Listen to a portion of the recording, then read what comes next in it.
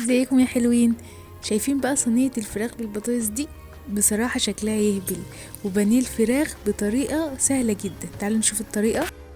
هنحط بقى في الكبة بتاعتنا فلفلاية خضراء وكام فص توم على طماطمية وبصلة حجم متوسط،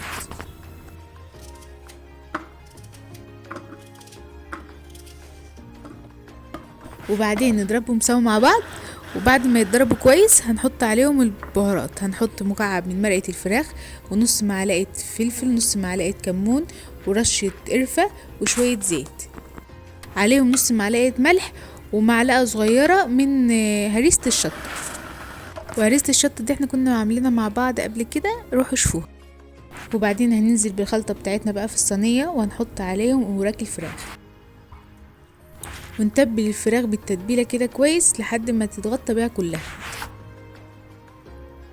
ونكون مقطعين بطاطس ونحطها عليها ونتبلها معاها كويس، وهنزل عليهم بمعلقتين من الصلصة الطماطم وندمجهم مع بعض كويس بالشكل ده. هاخدها بقى واحطها على النار تستوى شوية وبعدين ادخلها الفرن. وهنا بقى شكلها بعد ما استوت هندخلها بقى على الفرن.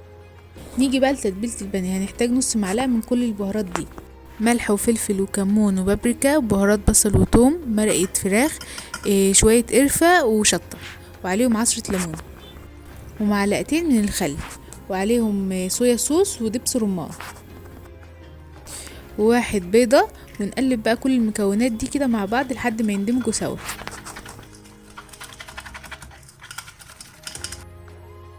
وبعدين هننزل عليهم بالفراخ اللي انتوا شايفينها دي.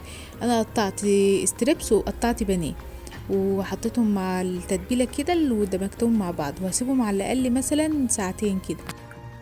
وبعدين اجهز طبق بقى كبير فيه عيش مطحون او بقسماط زي ما تحبي، وعليهم شويه نشا، وانزل الفراخ فيها كده لحد ما اجهزها كلها. وكده بقى شكل الفراخ بعد ما خلصتها. في طاسه على النار هنزل عليها بشويه زيت واسيب الزيت يسخن شويه، وبعدين هنزل بالفراخ اللي انا عملتها.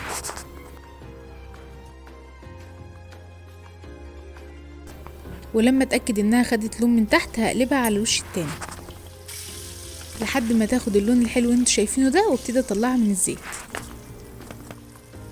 وعلى كده بقى لحد ما اخلص الكميه بتاعتي كلها. وده شكلها بقى بعد ما خلصت. بامانه شكلها جميل جدا. وبما اننا في رمضان جهزت عصير الفراوله، وكل سنه وانتم طيبين. واتمنى طبعا الوصفه ان هي تعجبكم. شايفين يا جماعه بجد شكلها تحفه قوي ولازم تجربوها والله. وتتبيله البانيه كانت جميله جدا. اتمنى الوصفه تعجبكم، واللي اول مره يشوفني اتمنى يشترك في القناه ويفعل زر الجرس عشان يوصل له كل جديد. واللي يجربها يكتب لي في الكومنت تحت. ويلا اشوفكم بقى في فيديو جديد. باي.